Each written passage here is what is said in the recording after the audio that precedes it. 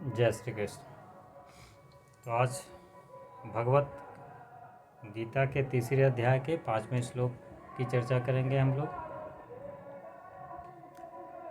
तीसरे श्लोक में भगवान ने कर्म योग के लिए कर्तव्य कर्मों को ना करने को, यानी करने लायक जो कर्म है उसको नहीं करने को योग निष्ठा की प्राप्ति में बाधक बताया है, और सांख्य योगी के लिए सिद्धि की प्राप्ति में केवल स्वरूप से बाह्य कर्मों के त्याग को बाध्य बताया कि वो भी बेकार है। अब 5वें श्लोक में वो अर्जुन को कर्तव्य कर्म में प्रवृत्त करने के उद्देश्य से अलग अलग तरीके से कर्म करने की जो आवश्यकता है उसको सिद्ध करने के लिए पहले कर्म के सर्वथा त्याग को, अनावश्यक कर्म बतला रहे हैं। श्लोक है, नो हि कश्चित् क्षणमपि जातु तिष्ठत्य कर्मकृत् कार्यते ह्यवसः कर्म सर्वः प्रकृति जैर्गुणे। इसका अर्थ है, कोई भी मनुष्य किसी भी अवस्था में क्षण मात्र भी कर्म किए बिना नहीं रह सकता। तो अब अगला प्रश्न आएगा कि क्यों नहीं रह सकते। तो अगली लाइन में वो उत्तर दे रहे हैं, क्योंकि प्रकृति के परवश हुए सभी प्राणियों से प्रकृति जन्य जो गुण हैं वो कर्म करवा ही लेते हैं। यानी प्रकृति के गुणों के परवश होकर हम कर्म करने के लिए बाध्य रहते हैं।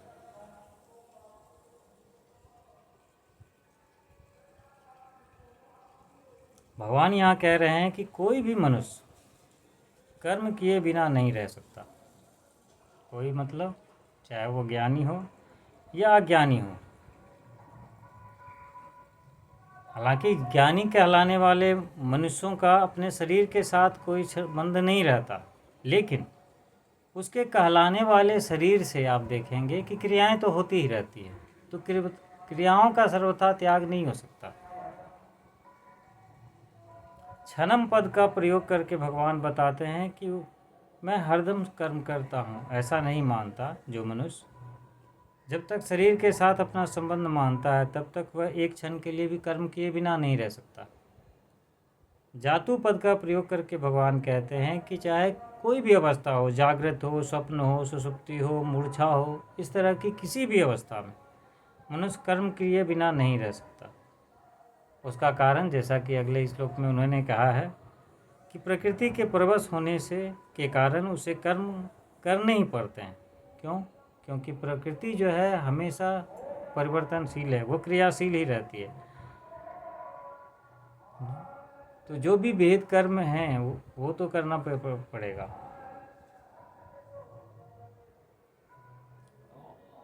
दूसरा, हम लोगों में एक धारणा बनी हुई है कि बच्चों का पालन पोषण, आजीविका, व्यापार, नौकरी, अध्यापन आदि को ही हम कर्म मानते हैं। इसके अतिरिक्त खाना पीना, सोचना बैठना, चिंतन करना आदि को कर्म नहीं मानते हैं। तो इस कारण से कई मनुष्य, मान लीजिए मैं बाहर काम करने नहीं जा रहा हूँ, आजीविका व्यापार नहीं कर रहा हूँ, बाल बच्चों की पोषण की जिम्मेदारी ना हो, तो लगेगा कि मैं कोई कर्म नहीं कर रहा हूँ। लेकिन शरीर निर्वाह संबंधी जो शरीर की स्थूल क्रियाएं हैं, सूक्ष्म क्रियाएं हैं, वो तो होती रहती है। नींद होएगा, सोएंगे, जगेंगे, चिंतन करेंगे, मन की जो सूक्ष्म क्रियाएं होती है, समाधि कारण शरीर की ये क्रियाएं जो है, मतलब समाधि की अवस्था तक में भी शरीर के अंदर जो क्रियाएं चलती रहती है वो सब कर्म के अधीन है। यानी जब तक शरीर में अहंता ममता है तब तक शरीर से क्रियाएं जो भी हो रही है वो सब कर्म के अंदर आ जाएगी। कारण कि ये शरीर जो है प्रकृति का ही कार्य है, और प्रकृति कभी अक्रिय नहीं रहती। प्रकृति हमेशा क्रियाशील रहती है। देखिए, प्रकृति की जो है दो अवस्थाएं होती है। सक्रिय अवस्था, जिसको स्थूल अवस्था बोलते हैं, और क्रिय अवस्था, जिसको सूक्ष्म अवस्था कहते हैं।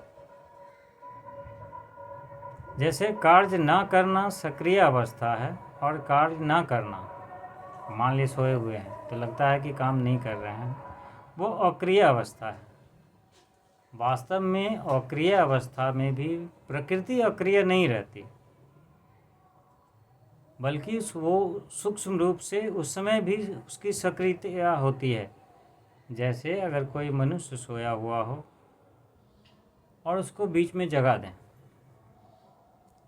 तो उठने के बाद वो कहता है कि मुझे कच्ची नींद से जगा दिया।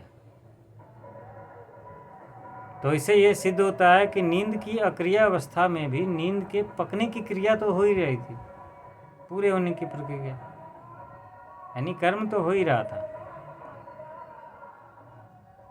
तो इसी तरह से चाहे कोई भी अवस्था हो, जागृत हो, स्वप्न हो, सुषुप्ति हो, ये समाधि की अवस्था हो, लय प्रलय हो, चाहे जो भी हो, जब तक ये शरीर है उससे क्रिया तो होती ही होती है। प्रकृति के साथ जब तक हमारा संबंध होगा उससे क्रिया तो होती ही रहती है, क्योंकि प्रकृति कभी अक्रिय अवस्था में होती नहीं है, वह प्रति क्षण बदलने वाली है। स्वयं जो आत्मा है, आत्मा में कर्तापन नहीं होता, आत्मा कोई क्रिया नहीं करती, परंतु प्रकृति के जो कार्य शरीर हैं उनके साथ अपना संबंध मानने से ही वह प्रकृति के परवश हो जाता है। इसी का बात कर रहे हैं दूसरी लाइन में, क्योंकि प्रकृति के परवश हुए सब प्राणियों से प्रकृति जन गुण कर्म करवा ही लेते हैं। तो जब हम इस शरीर के साथ अपना संबंध मानने लगते हैं तो प्रकृति के परवश हो जाते हैं। इसी परवशता के कारण स्वयं अकर्ता होते हुए भी हम अपने आप को कर्ता मानने लगते हैं, क्योंकि आत्मा से तो कोई क्रिया होती ही नहीं है। प्रकृति के द्वारा ही जो समस्त क्रियाएं स्वाभाविक रूप से हो रही होती है। जैसे एक बच्चा जन्म लेता है, बच्चा होता है, फिर बालकपन आता है, जवानी आता है, बुढ़ापा आता है, वैसे ही भोजन का पाचन, श्वसन आदि क्रियाएं, अब जैसे देखना, सुनना, कुछ चिंतन करना, ये क्रियाएं भी स्वाभाविक रूप से हो जाती है, होती रहती है। परंतु इनमें से जिस क्रिया के साथ ही हम आत्मा अपना संबंध मान लेता है तो वो कर्ता मानकर, उसका कर्ता मानकर अपने आप को बंध जाता है, यानी वो उस कर्म के अधीन हो जाता है।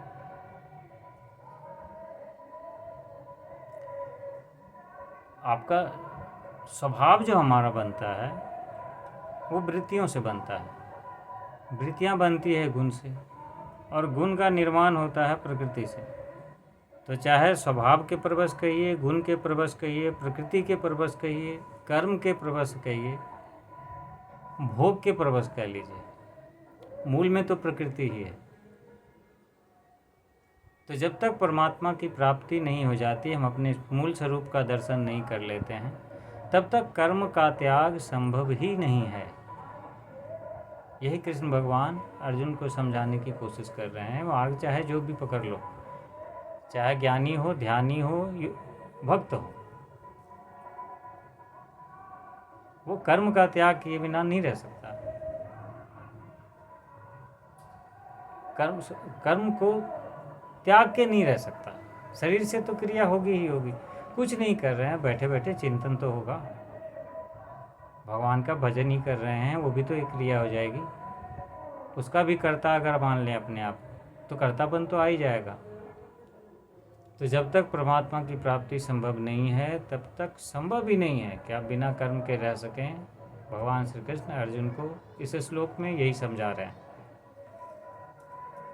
अब आगे की बात अगले श्लोक में। तब तक के लिए जय श्री कृष्ण।